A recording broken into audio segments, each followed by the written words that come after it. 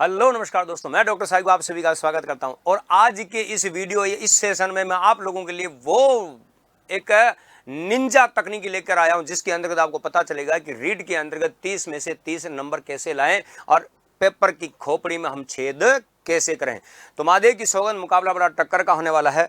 और आज के प्रश्न के संबंध में अगर मैं बात करूं आपसे, तो आज का जो मेरा जो तथ्य है, मेरी महत्वपूर्ण जो बात है वो 30 में से 30 की बात है, क्योंकि प्रश्न 30 है तो नंबर भी 30 है। और मनोविज्ञान में एक भी प्रश्न हमारा न छूटे, एक भी प्रश्न हमसे दूर न रहे और गलत हम बिल्कुल भी ना करें। हर प्रश्न का सही जवाब देने के लिए अब हमें करना क्या है, क्योंकि मनोविज्ञान एक ऐसा विषय है जिसके अंतर्गत हर विद्यार्थी, चाहे वो किसी भी लेवल की तैयारी कर रहा हो, तो वो घबराता ही घबराता है। लेकिन रीट के अंतर्गत हम L1 हो या L2 हो, तो दोनों कैटेगरी के अंतर्गत मनोविज्ञान में हम 30 में से 30 नंबर कैसे लाएं, इसकी एक निंजा तकनीकी क्या है। आपको बहुत सारी बार ऐसा होता है कि कोई प्रश्न नहीं भी आ रहा, तो उस प्रश्न में हम कैसे अपनी दिमाग वाली स्थिति को यूज कर सकते हैं, इसके ऊपर फोकस करने वाला हूं। तो दोस्तों, आज के इस सेशन के अंतर्गत मैं कुछ छोटी मोटी बातें आपके सामने प्रेजेंट कर रहा हूं, जिसको ध्यान में रखते हुए आप अपनी सफलता को सुनिश्चित कर सकते हैं। तो दोस्तों, आज का कंटेंट जो है, सबसे पहले है कि मनोविज्ञान के अंतर्गत 30 में से 30 नंबर कैसे प्राप्त किए जाएं। मनोविज्ञान में 30 में से 30 नंबर कैसे प्राप्त किए जाएं और बिना किसी हिचकिचाहट के, धैर्य के, आसानी से चीजों को समझे क्या करना होता है। सबसे पहले आपको आपका जो पाठ्यक्रम है याद रखना। सबसे पहले आपका जो पाठ्यक्रम है, आपका जो सिलेबस है, उस सिलेबस की पूरी जानकारी आपके दिमाग में अच्छे से होनी चाहिए। अब दिमाग में आता है सर सिलेबस को रटें क्या, याद करें क्या? तो सिलेबस को रटने या याद करने की जरूरत नहीं है। वो सिलेबस के कुछ महत्वपूर्ण जो कंटेंट है वो पॉइंट मैं आपके सामने रख रहा हूँ। फिर साथ साथ ये चीज़ बताने वाला हूँ कि आपको मनोविज्ञान को समझना कैसा है। कि बहुत सारी बार ऐसा होता है ना कि किसी व्यक्ति को हम ज़्यादा महत्व देते हैं तो वो हमें इग्नोर करता है। तो हमारे विषय के साथ में भी यही चीज़ है, हमारे विषय के साथ में भी हमारी यही चीज़ है। किसी भी विषय वस्तु को हम जब समझते हैं तो उसको ज़्यादा है ना फोकस करेंगे, यार मुझे पढ़ना है, मुझे पढ़ना है, मुझे पढ़ना है, मुझे याद करना, मुझे समझ में नहीं आ रहा मैं क्या करूँगा। तो हमारे इमोशंस हमारे अनकंट्रोल में की स्थिति में आ जाते हैं, हमारे कंट्रोल में नहीं रहते हैं। तो इमोशंस को कंट्रोल करना है और उस सब्जेक्ट को हम कैसे अपने पास ला सकते हैं, दैनिक पर्टिकुलर लाइफ में हम कैसे ऐड कर सकते हैं, उसको हम पहले समझ लेते हैं। तो याद रखना, सबसे पहले तो आप जानते हैं कि मनोविज्ञान के परिचय से संबंधित बात आती है। किससे संबंधित बेटा? मनोविज्ञान के परिचय से संबंधित। फिर इसके अंतर्गत दूसरा जो बेसिक बात आएगी वो किसमें? बाल विकास से संबंधित बात आएगी। किसमें? बाल विकास से। फिर जो याद रखना, अब बाल विकास के अंतर्गत फिर बात आती है अधिगम से संबंधित। किसमें? अधिगम से संबंधित। फिर है आपका बुद्धि और व्यक्तित्व वाला लॉजिक।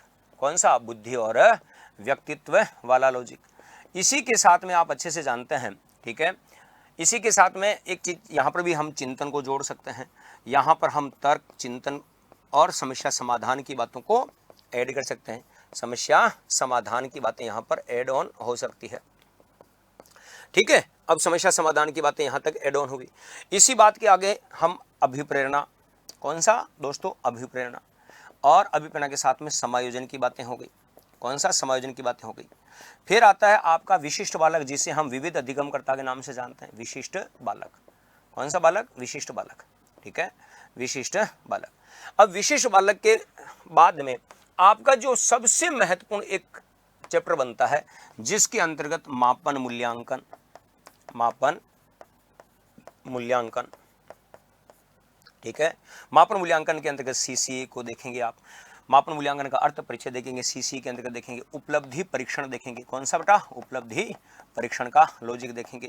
आकलन का स्टेटमेंट, यहाँ पर आपको असेसमेंट का स्टेटमेंट आपको यहाँ पर देखने को मिलेगा। NCF 2005 का आपको लॉजिक देखने को मिलेगा, ठीक है। NCF 2005 देखेंगे। एक्ट जो है RT 2009, ठीक है, 2009 का जो एक्ट है वो आपको यहाँ पर देखने को मिलेगा। तो ये आपके सिलेबस की मोटी मोटी बातें हैं। इसी के साथ में पिछले लेटेस्ट वाला एग्जाम के अंतर्गत लर्निंग आउटकम, सीखने के प्रतिफल जोड़ देते हैं। कौन से? सीखने के प्रतिफल। अब सीखने के प्रतिफल की बात जोड़ दी थी। और कल्पना, और ठीक है, कल्पना का लॉजिक भी इसमें जोड़ दिया था। क्या था बेटा? कल्पना का लॉजिक इसमें जोड़ दिया था। तर्क में आपके आगे ले आया हूँ। ये सिलेबस का फुल ऑन आपके सामने सिलेबस आ चुका है। अब दिमाग में आता है सर हमें करना क्या है। तो सबसे पहला जो आपको 30 में से 30 नंबर लाने का जो निंजा तकनीकी है, तो सबसे पहले आपको किसी भी चीज़ को शुरू करने से पहले शून्य बनना पड़ेगा, है ना। मतलब ऐसा नहीं महसूस हो यार मुझे ये चीज़ तो आती है, मैं इसको छोड़ दूं, इसको ज़्यादा बार बार पढ़ने की जरूरत नहीं है या इसको सीखने की जरूरत नहीं है, तो सबसे पहले रिक्त जो होता है उसी में नई चीज़ें शामिल हो सकती है। तो पहले तो रिक्त होना है अपने आप को। रिक्त होने के साथ साथ आपको अपने इमोशंस को कंट्रोल में रखना है। और फिर जो आती है सबसे महत्वपूर्ण बात सब्जेक्ट को सीखते समय, इस मनोविज्ञान के सिलेबस को सीखते समय याद रखना, अपने निजी जीवन को ऐड ऑन करना है। क्या करना है? निजी जीवन की बातों को ऐड ऑन करना है। जितने भी साथी इस वीडियो को देखेंगे, मैं रियल कह रहा हूं कि इस वीडियो को देखने के बाद जिस दिन आप इसका फॉलो अप करना शुरू कर देंगे और जब आपका पेपर होगा तो आपको 100% विश्वास हो जाएगा कि डॉक्टर साइको ने उस दिन बहुत बढ़िया बात बताई थी और सुनिश्चित सफलता प्राप्त करने वाली बात बताई थी। ठीक है, 14 घंटा पढ़ने वाले कभी सेलेक्ट नहीं होते हैं, लेकिन 4 घंटे पढ़ने वाले सेलेक्ट हो जाते हैं। मैं रियल कह रहा हूं कि 14 जिसने कहा ना कि मैं 14 घंटे पढ़ता हूं, दिन रात एक कर रखा है, तो वो सिर्फ और सिर्फ रीडिंग सेक्शन कर रहा है। अरे भाई साहब, सीखने में और पढ़ने में रात दिन का अंतर होता है। एक साइकोलॉजिस्ट आते हैं डॉक्टर मर्शेल कहते हैं कि सीखने की असफलताओं का कारण समझने की असफलताएं हैं। अगर हम किसी चीज को समझेंगे नहीं, केवल पढ़ेंगे, तो फिर हम सीखेंगे भी नहीं। तो सीखने की असफलताओं का कारण क्या है? समझने की असफलता है। तो चीजों को अपने निजी जीवन से जोड़कर हमें कैसे समझना है, देखो। मनोविज्ञान के बेसिक परिचय के अंतर्गत आप 3 चीजें देखते हैं। मनोविज्ञान का बेसिक परिचय, मनोविज्ञान कहते किसे हैं, फिर इसका विकास क्रम जैसे आत्मा, मन, मस्तिष्क, चेतना, व्यवहार आया, इसकी मनोविज्ञान की प्रयोगशाला में विलियम वुंड का योगदान, यही तो बात पढ़ते हैं। फिर इसकी परिभाषाएं आई और इसकी प्रकृति वाली बात आई। तो यहाँ पर आपको चीजों को देखना है कि मनोविज्ञान के परिचय के अंतर्गत आपकी निजी जीवन की बातें शुरू होती, क्योंकि जो भी चीज शुरू होगी वो विचार से शुरू होगी, और विचार कहाँ आते हैं? मन मस्तिष्क में। तो मनोविज्ञान के अंतर्गत आत्मा, मन, मस्तिष्क, चेतना और व्यवहार की बात हुई थी, उसको अपने दैनिक जीवन से जोड़ने का प्रयास करना है। एजुकेशन सिस्टम के अंतर्गत जैसे जैसे आप आगे बढ़ते हैं, आपके बिहेवियर में चेंजेज आने लगता है, तो शिक्षा की बात होती है। और जैसे जैसे शिक्षा प्राप्त करेंगे, आपके बिहेवियर में चेंजेज आएगा, तो उस चेंजेज होने वाले व्यवहार का अध्ययन किस में किया जाएगा? शिक्षा मनोविज्ञान में किया जाएगा। बोलो, मैं एक बात बताऊं, किसी भी चीज को देखा तो विचार आया, तो विचारों का अध्ययन करना ही मनोविज्ञान का काम हुआ। शिक्षा प्राप्त की तो व्यवहार में परिवर्तन हुआ, परिवर्तित व्यवहार का अध्ययन करना ही शिक्षा मनोविज्ञान का काम हुआ। अलग अलग लोगों ने अलग अलग अवधारणाएं दी। एक भी बात ऐसी नहीं, आपने जब मेरे से थ्योरी पढ़ी होगी, कोई ऑफलाइन बेस में, जिस बेस में मैंने थ्योरी पढ़ाई है, वहां पर इस प्रकार की बातें मैंने बहुत ही बेहतरीन तरीके से आपके जीवन से जोड़कर हर चीज को समझाने का पूरा प्रयास किया है। तो उस चीज को आप माइंड में सेट अच्छे से कर सकते हैं। फिर आता है बाल विकास। और बाल विकास का मतलब गुणों में वृद्धि। ठीक है, बाल विकास का मतलब क्या है बेटा? गुणों में वृद्धि। तो गुणों में वृद्धि का मतलब आप में जैसे जैसे क्वालिटी आएगी, आपका व्यवहार बदलेगा, जिसके अंतर्गत आपके हेरिडिटी और आपके एनवायरनमेंट की बात होती है। क्योंकि आप में जो गुणों में वृद्धि हो रही है, आपका जो विकास हो रहा है, आपकी हेरिडिटी और एनवायरनमेंट की इफेक्ट के माध्यम से ही होता है। आपकी अलग अलग स्टेज आती है, शैशवावस्था में आपने क्या किया, बाल्यावस्था में आपने क्या किया, किशोरावस्था में क्या किया। कौन से मनोवैज्ञानिक आए जिन्होंने बाल विकास के सिद्धांत दिए? बच्चे का बौद्धिक विकास कैसे होगा, भाषा विकास कैसे होगा, नैतिक विकास कैसे होगा, ये सारी बातें आपके दैनिक जीवन से जुड़ी हुई बातें हैं। हम किसी भी चीज को कैसे सीखते हैं, सीखने में कौन कौन से तरीके यूज कर सकते हैं, अलग अलग लोगों ने इसका संबंध बताया। व्यवहारवादी मनोवैज्ञानिक है, जैसे पावला अनुबंधन की बात करता है, थांडाइक अभ्यास की बात करता है, स्किनर अनुक्रिया की बात करता है, क्लार्क हल आवश्यकता पूर्ति की और पुनर्बलन की बात करता है, और गुथरी पूर्व अनुभव की बात करता है। तो संज्ञानवादी मनोवैज्ञानिकों ने, जैसे बांडुरान ने क्या कहा था, अवलोकन और अनुकरण के माध्यम से सीखता है।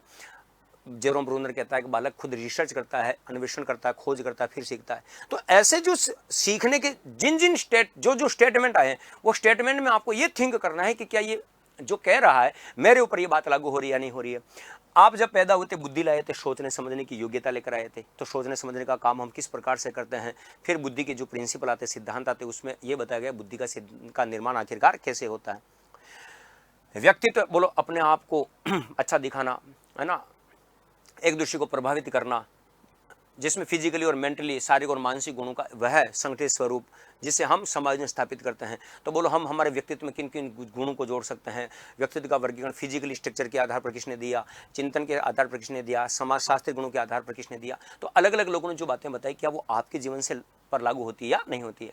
आप अगर किसी भी सफलता को प्राप्त करना चाहते हैं, मोटिवेशन जो आपका चैप्टर आता है, बोलो एक तो खुद की इच्छा से कार्य करेंगे, एक दूसरों की इच्छा से कार्य करेंगे, आंतरिक अभिप्रेरणा और बाह्य अभिप्रेरणा।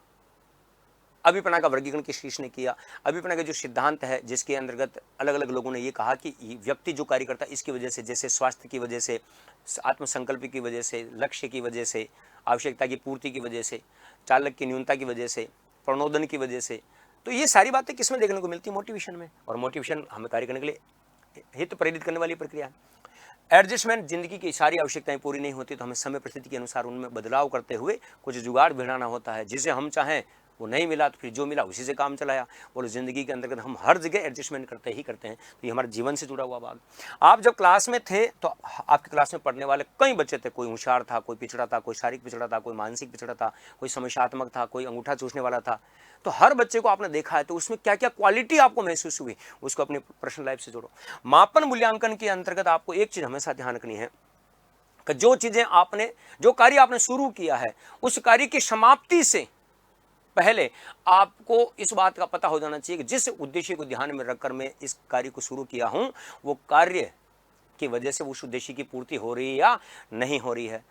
ठीक है, निरंतर चलेगी। आपके जीवन में हर जगह मूल्यांकन हो गई होगा, चाहे आप घर में हो, चाहे आप घर के बाहर हो। सामाजिक प्रक्रिया, क्योंकि मूल्यांकन एक सामाजिक प्रक्रिया और मूल्यांकन कभी भी नकारात्मक नहीं होता, मूल्यांकन हमेशा सदैव सकारात्मक होता है। तो हम इस बात को हमारे जीवन में कैसे लागू कर सकते हैं? कंटिन्यूस वाली जो बात क्या होती है ये इसमें लागू होगी। ठीक है, उपलब्धि परीक्षण, अचीवमेंट मोटिवेशन क्या है, अचीवमेंट टेस्ट क्या है, इसके ऊपर हमको ध्यान रखना है। असेसमेंट क्या है, ये आकलन मूल्यांकन का भाग है। आकलन को मूल्यांकन में हम कैसे यूज कर सकते हैं?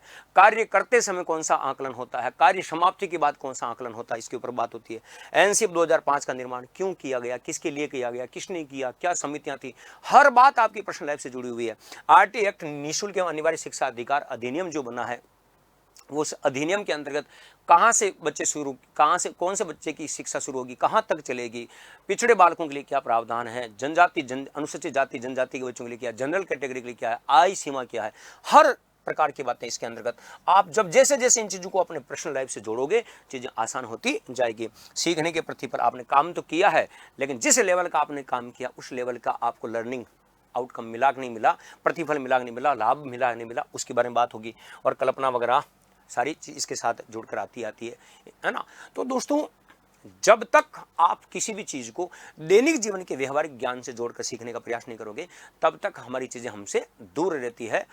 सबसे बड़ी बात और मैं आप बता दे रहा हूं, हौसलों को बड़ी उड़ान के लिए तैयार करना है। ऐसा नहीं छोटा सोच लिया बस मैं तो जैसे तैसे एक बार याद कर लूँ, याद नहीं करना है, चीज़ों को समझने पर फोकस करना है और चीज़ें आपके बस में आएगी। कभी भी किसी प्रकार की कोई भी परेशानी हो तो आप डॉक्टर साई को उत्कर्ष से जयपुर सेंटर पर व्यक्तिगत रूप से भी मिल सकते हैं और उत्कर्ष परिवार से जुड़ें ताकि आपके सपनों को मजबूती से हम आधार प्रदान कर सकें और इसी 2025 में आपकी रीड प्री क्लियर हो और 3rd ग्रेड में आप सेलेक्ट हो। ये हमारी शुभकामना है।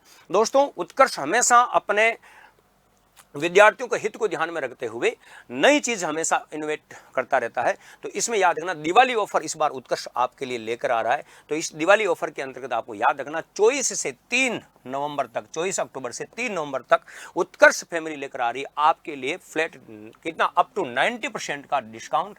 ये जो ऑफर है शिक्षक भर्ती के सभी ऑनलाइन कोर्सेज पर उपलब्ध है और इसके अतिरिक्त आप 3 महीने की एक्स्ट्रा वैलिडिटी, 12 महीने की वैलिडिटी पहले आती थी, 3 महीने की वैलिडिटी और जोड़िए, मतलब 15 महीने की वैलिडिटी का ये लॉजिक है और रिकॉर्डेड कोर्सेज के साथ में आपको बिल्कुल फ्री हो जाएगा।